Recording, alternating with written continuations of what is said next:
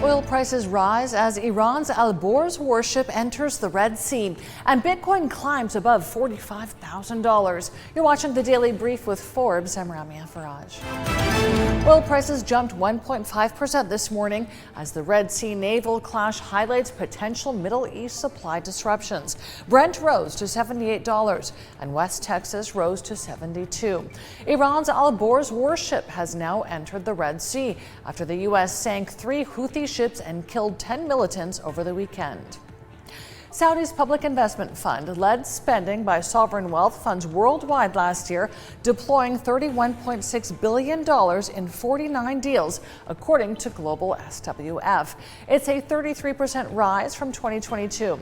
The PIF executed 3 of the largest deals of the year. It acquired Scopely, Standard Chartered's aircraft leasing division, and Hadid.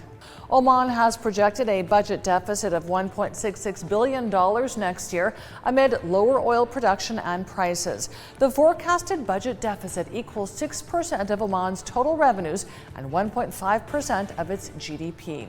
Preliminary results showed a budget surplus of $2.41 billion last year. Bitcoin rose above $45,000 this morning for the first time since April 2022. Still, the crypto remains far off the record high of $69,000 it touched in November 2021. The rise is on investor optimism that the U.S. securities regulator will soon approve a spot Bitcoin ETF. China's BYD, the world's biggest seller of battery electric vehicles and plug-in hybrids, sold about 3.02 million vehicles in 2023. It's a rise of 61.9%. The Shenzhen-based automaker sold about 1.6 million battery EVs, as well as around 1.4 million plug-in hybrid EVs.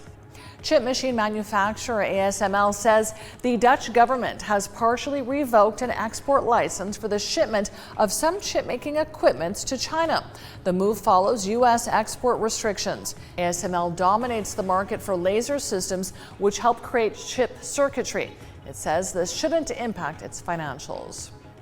China's factory activity expanded at a quicker pace in December due to stronger gains in output and new orders, but business confidence for 2024 remains subdued.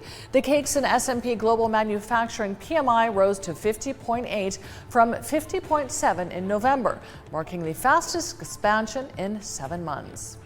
And fantasy musical Wonka bounced back to the top of the North American box office this New Year's weekend, taking in an estimated $31.8 million, including New Year's Day.